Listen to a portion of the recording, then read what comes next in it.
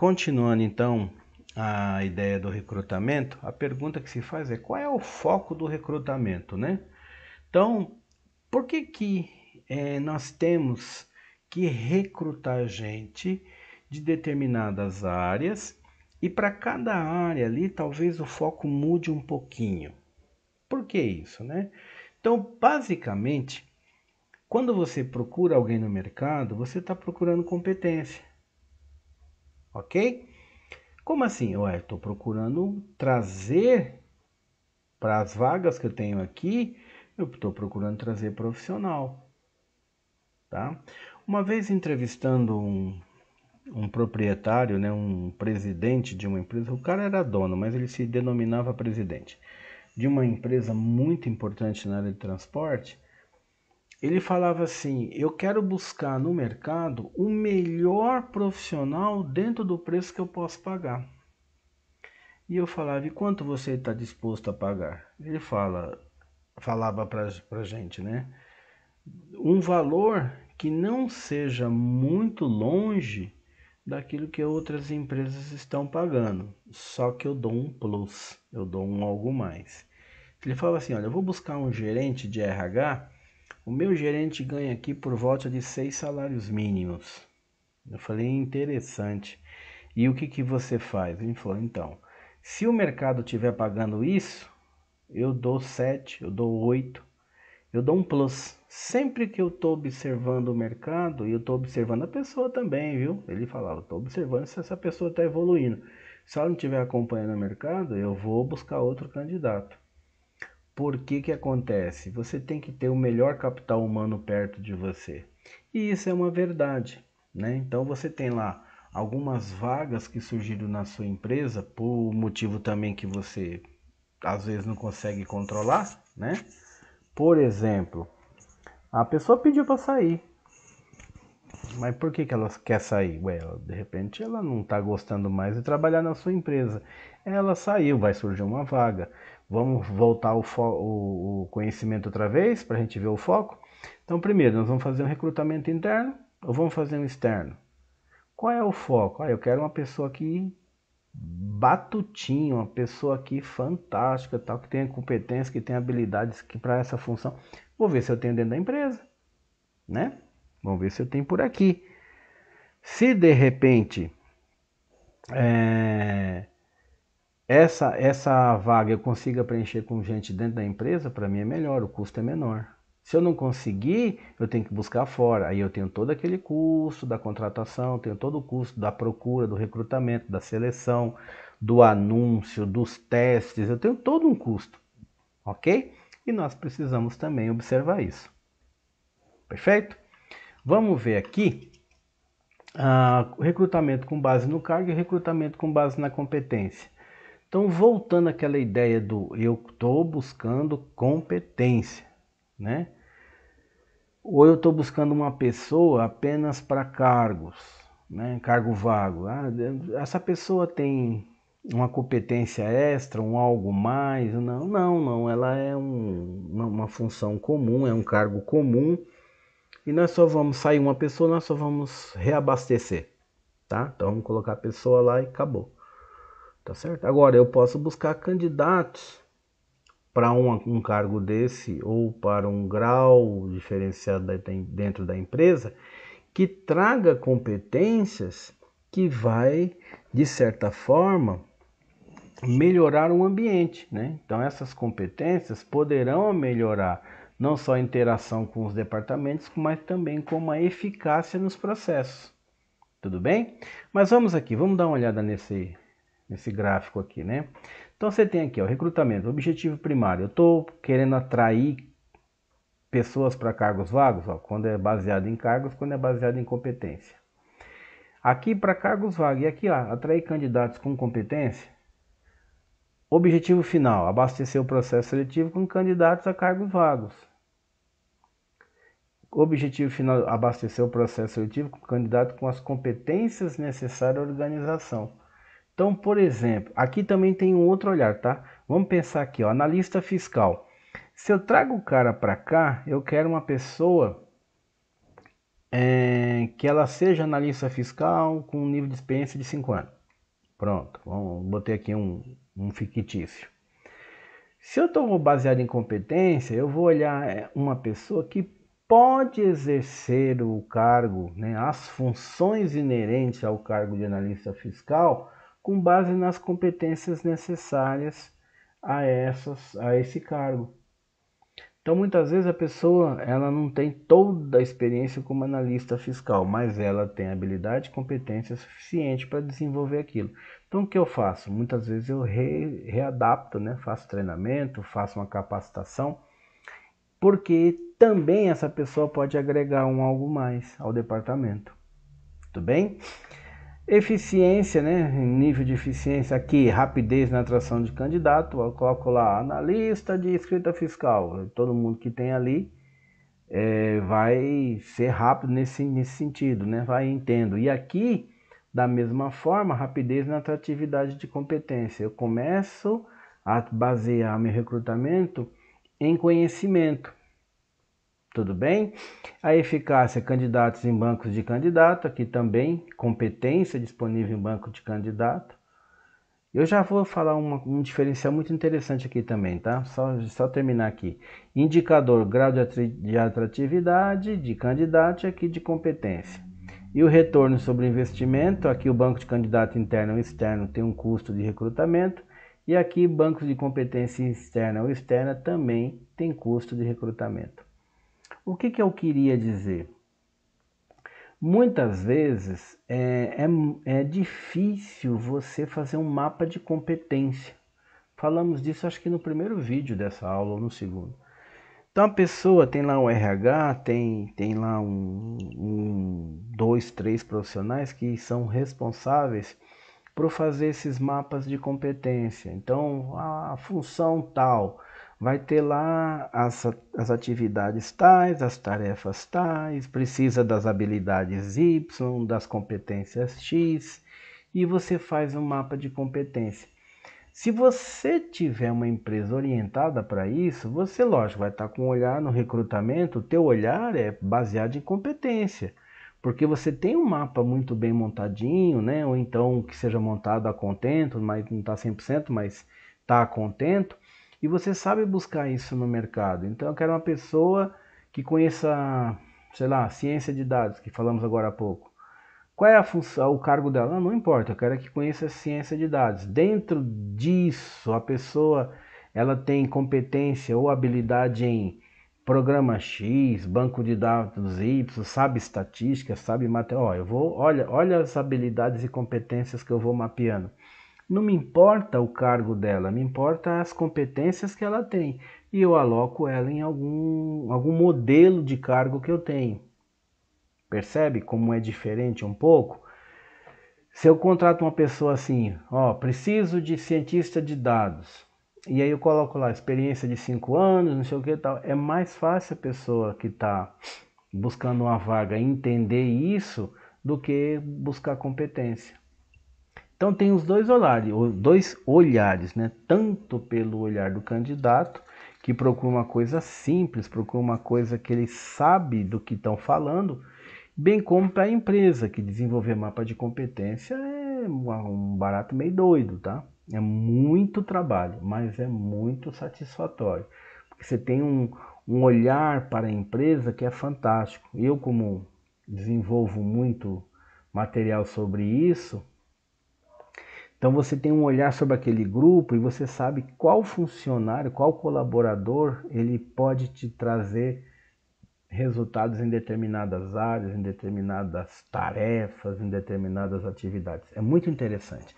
Vale a pena estudar um pouquinho sobre isso também, ok? Então, se possível, se você tiver tempo, invista nisso, tá bom? Vamos lá. Então, quais são as técnicas para buscar uma pessoa lá fora? Buscar uma pessoa fora da empresa. O famoso currículo, né? Currículo vitae. Então, é um currículo da vida, né? Vida principalmente profissional, é o que interessa para a empresa.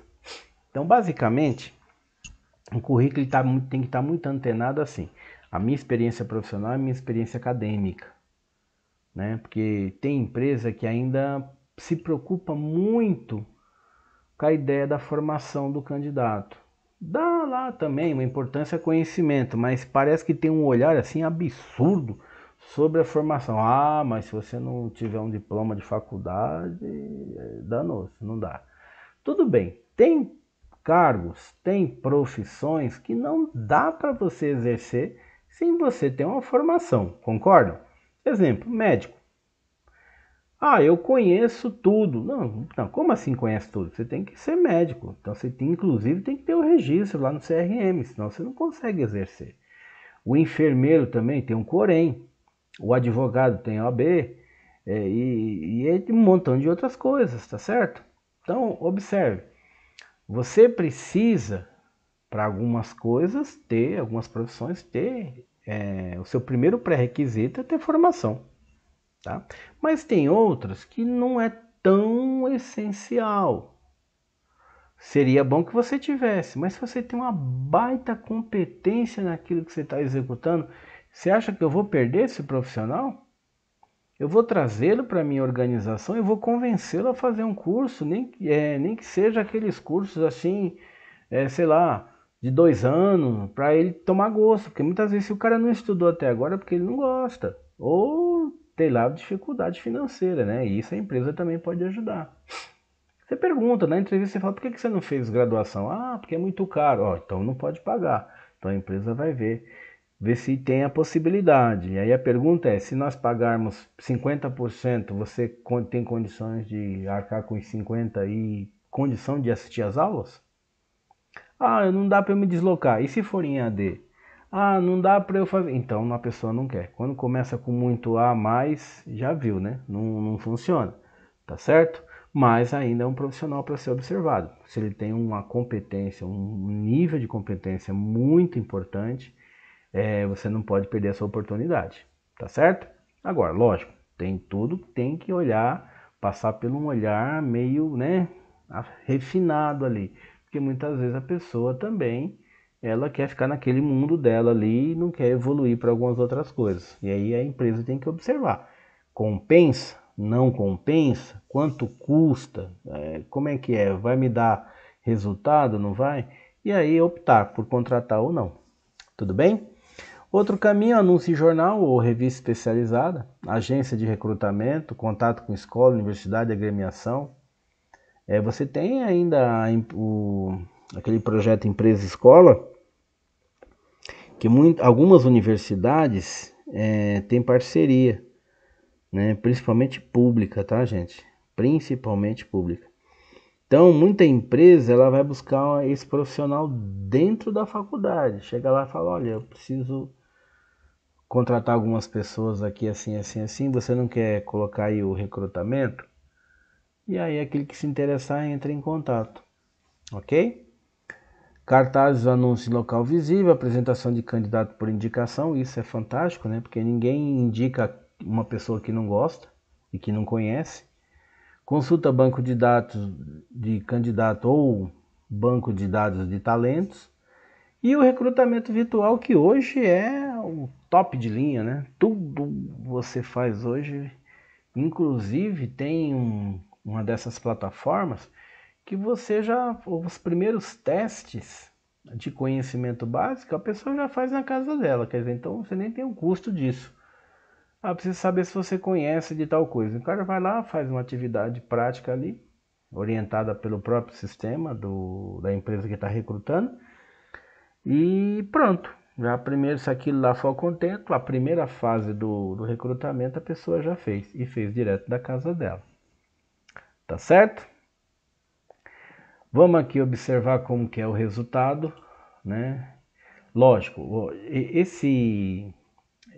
esse organograma aqui, esse gráfico, organograma não, esse gráfico, bem como esse conteúdo é do livro Gestão de Pessoas de Kevin Nato, que eu falei no início do primeiro vídeo, né? Então, esse gráfico aqui é de uma determinada época, mas ele não está muito longe, tá certo?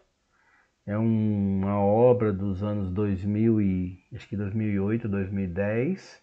Foi revisada depois, mas não está muito longe. Então, a cada 200 candidatos que você manda para ser para o processo seletivo, 5 candidatos, às vezes, aí eu vou usar pela experiência própria. Muitas vezes você não consegue ter 5 candidatos para trabalhar a fase final.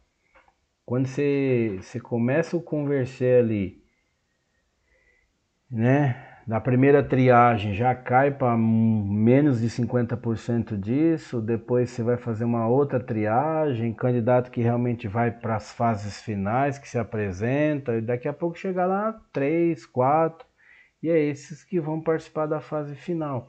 Talvez tenha um teste ali de conhecimento específico, ou às vezes tem um processo de entrevista, que já é com um cargo de chefia, ou até mesmo na área da pessoa irá desenvolver suas atividades. Então, olha só, nós abarcamos a ideia de 200 candidatos, mas quando chega no final você tem 3, 4. Tudo bem? Então vamos aqui para saber como é que eu faço as minhas métricas. Aí já olhando para uma ideia de custo, tá? Quanto custa para mim? Então eu preciso saber quais são as métricas. Então nós temos aqui medida de critério global, orientada para os recrutados e orientada para o método de recrutamento. Então você tem um custo que depois você precisa prestar conta. No próximo slide, inclusive, nós temos uma tabelinha que a gente preenche ali, ok? Então vamos lá, medida de critério global, então os cargos preenchidos. Então aqui, número de entrevistas feitas e número de candidatos apresentados. Cargos preenchidos dentro do tempo normal, qualidade dos candidatos avaliados pelos entrevistadores e número de candidatos qualificados apresentados.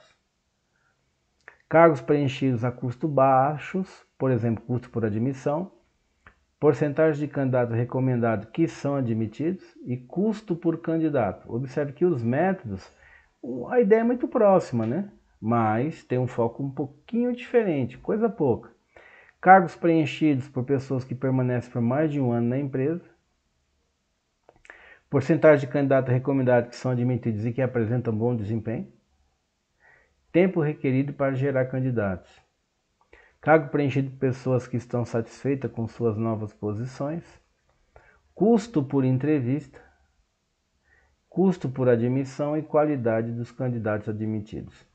Observe que as variáveis envolvendo custo, qualidade do candidato em termos de conhecimento e experiência, eles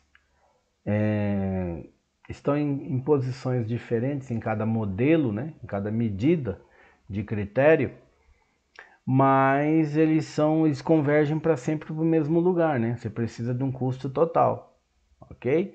Observe que na medida de critério orientado para o método de recrutamento, o custo por candidato, você precisa ter muito cuidado com isso. Que você começar a publicar em jornal, como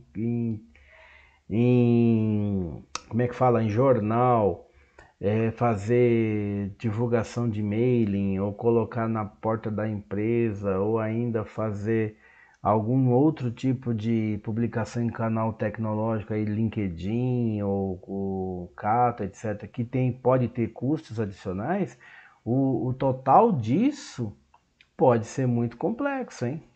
Tá certo? Porque você vai ter que somar tudo que você gastou para você ter uma pessoa, né? Ou talvez duas. E isso pode se tornar caro. Tudo bem? Como eu falei da tabelinha, né? Tá aqui a tabela, ó. Então vamos dizer que você vai fazer um recrutamento de 2 ou 3 vagas ou 4 vagas, sei lá, você vai ter uma vaga lá. E pode ser fora da empresa ou numa filial sua, pode ser na empresa própria e tal. Então você tem que pensar em tudo isso. Dá uma olhada aqui, ó, despesas de pessoal do RH dedicado ao recrutamento.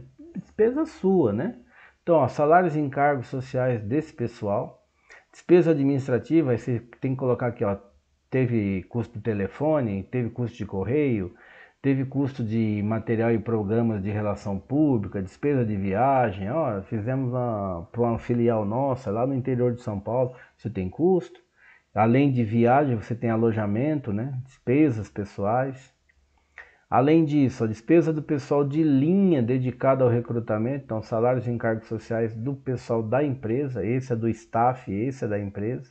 Outras despesas relacionadas, né? Principalmente cópia de currículo vitae, você tem lá uma copiadora, ou então uma impressora para baixar esse currículo do seu e-mail e imprimir.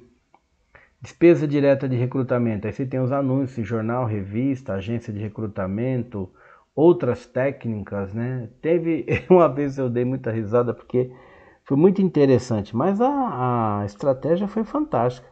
O cara gravou um áudio, né? Botou num carro de som. Alô, você que tá me ouvindo, precisamos das funções tais, tal, tal. E ele falava e dava um número de telefone.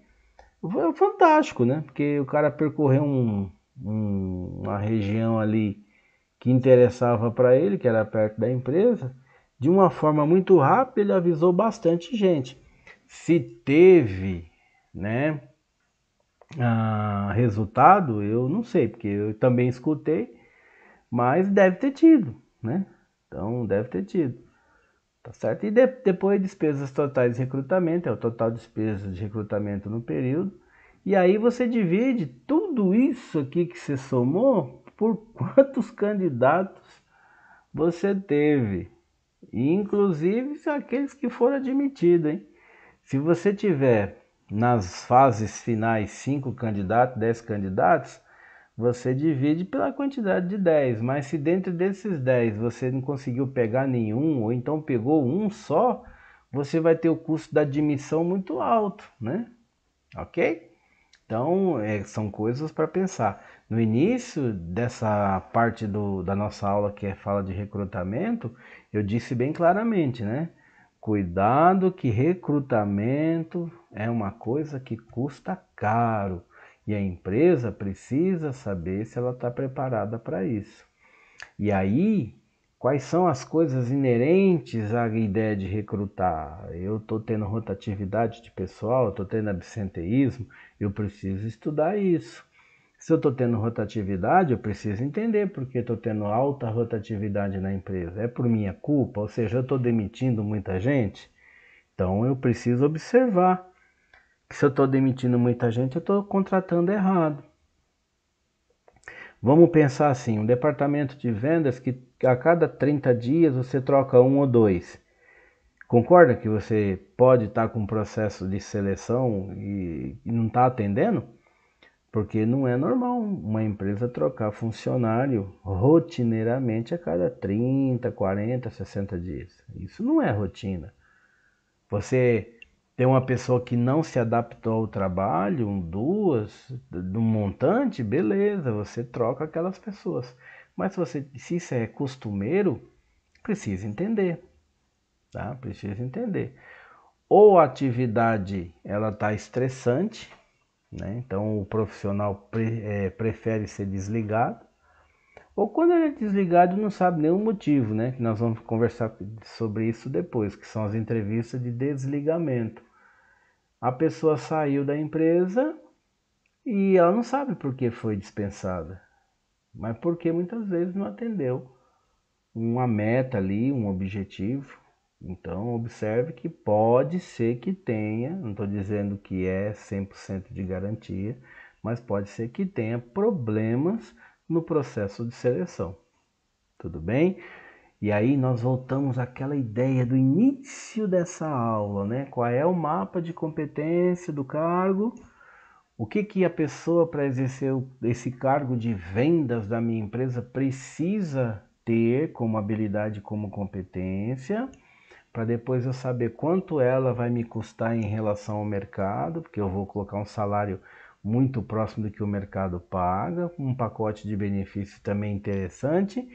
E depois, quando ela vai exercer a função, com 30 dias eu desligo. Então tem algo que não está muito certo. Será que o mapa de competência foi desenhado de forma correta? Ou será que eu nem olhei o mapa de competência? Eu conversei e fiz uma entrevista com uma pessoa que surgiu por ali e eu achei que essa pessoa podia desenvolver bem a tarefa de venda, coloquei ela lá.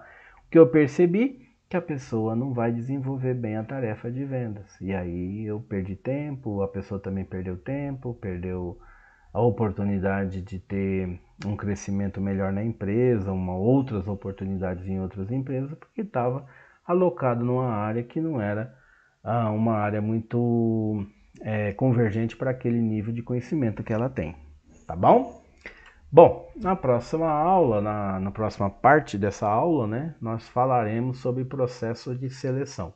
E aí nós encerraremos a aula 11. Tudo bem? É isso, até mais.